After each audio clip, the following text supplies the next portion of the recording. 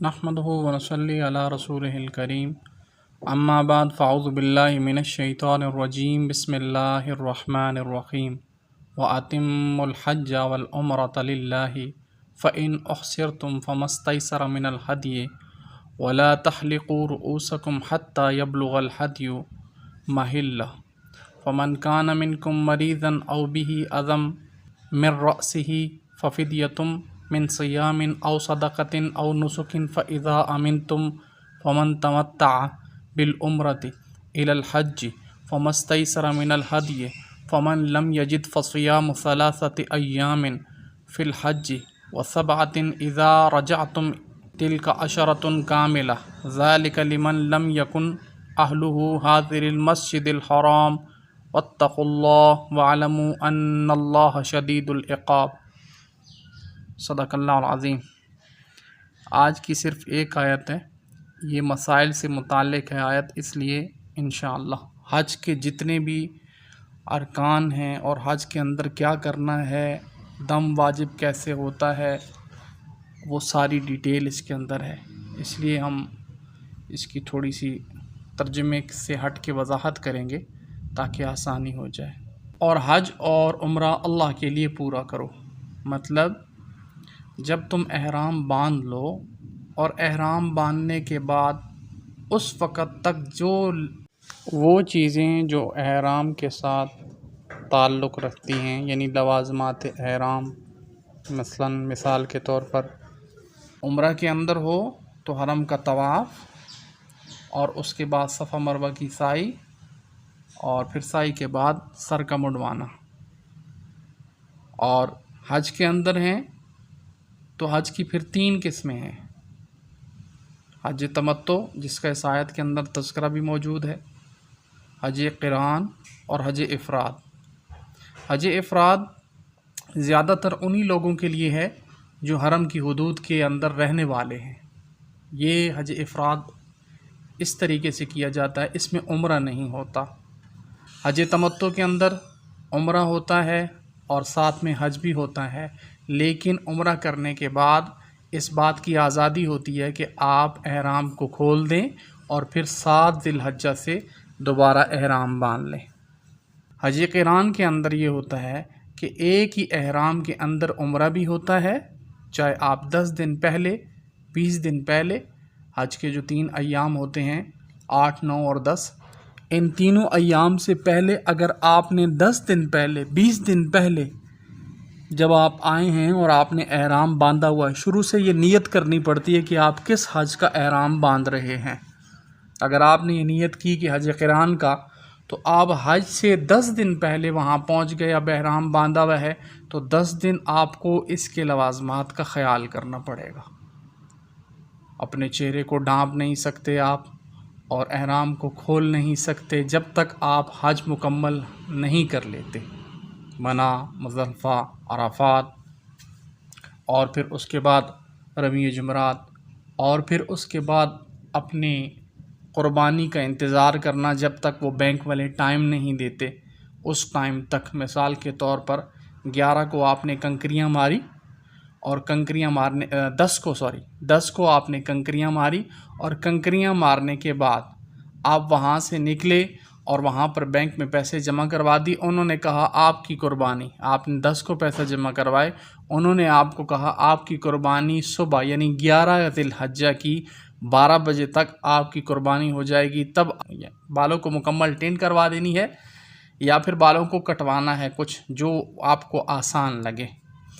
تو اگر آپ حلق یا قصر کروا دیتے ہیں اور اس کے بعد پھر آپ احرام سے آزادی حاصل کرتے ہیں، حلق یا قصر کروانے کے بعد آپ احرام سے آزادی حاصل کر سکتے ہیں، اب آپ کے اوپر احرام کی کوئی لوازمات باقی نہیں ہیں۔ تو یہ کہا جا رہا ہے کہ اگر تم احرام پہن لو حج یا عمرے کا، تو اپنے ان لوازمات کو مکمل کرنے کے بعد پھر اس احرام کو کھولو۔ اب دوسری شرط جو ساتھ لگائی ہے وہ چھوٹ دی گئی ہے، اگر تم روک دیے جاؤ تو قربانی میں سے جو میسر ہو کرو۔ روک کیسے دی جاؤ؟ سن 6 ہجری کے اندر رسول اللہ صلی اللہ علیہ وسلم کا جو صلح حدیبیہ والا واقعہ پیش آیا تھا وہ اسی بیس پر تھا. اس طریقے سے روک دیے جاؤ، یا راستے میں آ رہے تھے اور راستے میں آتے آتے ٹریفک کے جام ہونے کی وجہ سے اب وہ آدمی معذور بھی ہے، چل بھی نہیں سکتا، گاڑی چلنے کا راستہ بھی نہیں ہے کہ وہ آگے جا سکے، اب وہ وہاں پہنچ نہیں سکتا اپنے محل میں، تو اب کیا کرے؟ اب وہاں اس کے لیے اللہ پاک نے آسانی فرما دی کہ ایسے شخص کو جو مزدلفہ کی طرف جا رہا تھا، وقوف عرفات کی طرف جا رہا تھا، لیکن وہاں پر پہنچ نہیں سکا، تو اب یہ بندہ کیا کرے گا؟ یہاں پر اس بندے کو یہ اجازت مل گئی کہ وہ کیا کرے؟ وہاں پر قربانی کر لے. اچھا، اب یہ بھی نہیں ہے کہ یار یہ کام نہیں کر سکا، یا مستورات تھیں. ایک چیز اور بھی ہے کہ مستورات یہاں سے حج کے لیے گئی ہیں اور حج کے دنوں میں ہی ان کو حیض لاحق ہو گیا. اب جب حیض لاحق ہو گیا تو وہ کیا کریں گی؟ تو اب وہ انتظار کریں گی. حیض لاحق ہو گیا تو وہ کیا کریں گی؟ اب وہ اس احرام سے آزاد ہو جائیں گی، کیونکہ ان کی مجبوری ہے.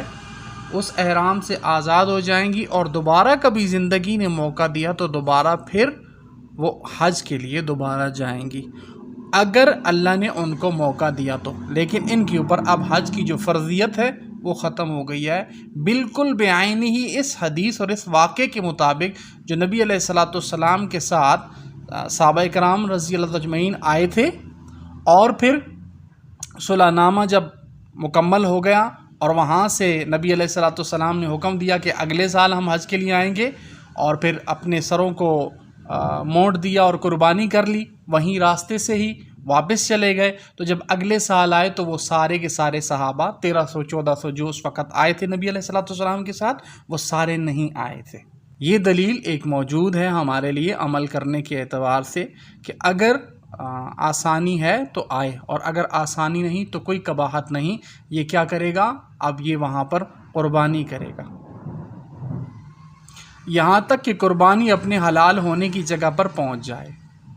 مطلب بینک والی وہی بات جو میں نے پہلے گزارش کی کہ اگر بینک کے اندر پیسے دیے، یا مثال کے طور پر بینک کے اندر پیسے جمع کروانے کے لیے گیا تو بینک بند ہو گئے، اب کیا کریں؟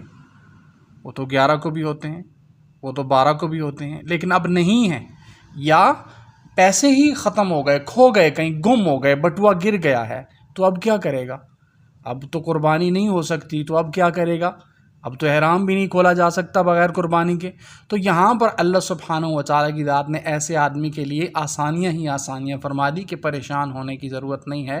پھر تم میں سے جو بیمار ہو، اب بیمار آدمی کا بھی یہی حکم، پھر تم میں سے جو کوئی بیمار ہو یا اس کے سر میں کوئی تکلیف ہو تو روزے یا صدقے میں سے، یا روزہ یا صدقہ یا قربانی میں سے کوئی ایک فدیہ ہے. پہلا یہ کہ اس کا جو سیونگ تھی، جو اس کے پاس جو اپنی ذاتی پراپرٹی تھی، پیسے تھے، وہ تو اس سے گم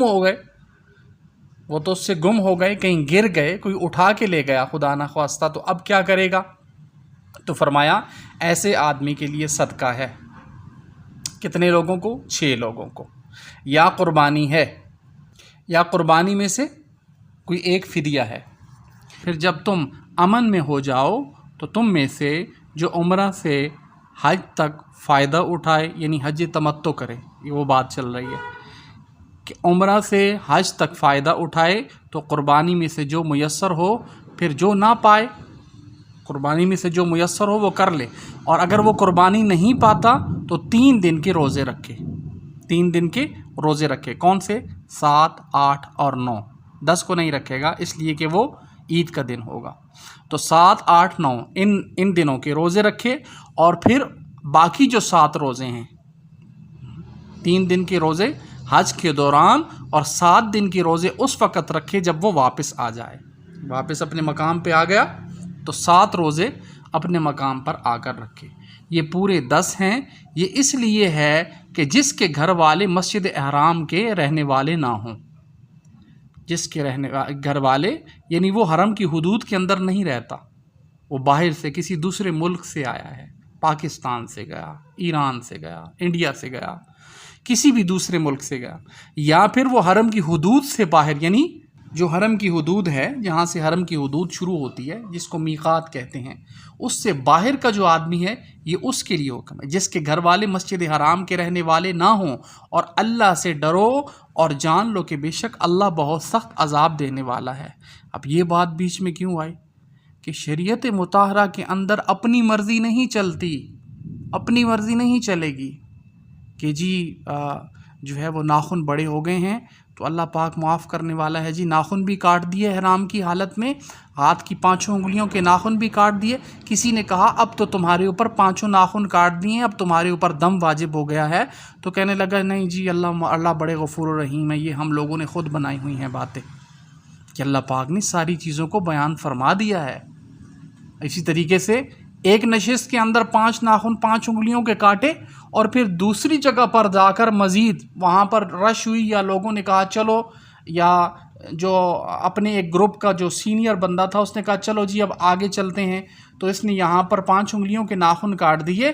اب چلتے چلتے آگے جا کر 100 فٹ یا 200 فٹ یا 1 کلومیٹر دور جا کر پھر وہاں پر تھوڑی دیر کے لیے بیٹھے، تو وہاں جا کر دوسرے 5 ناخن کاٹ دیے۔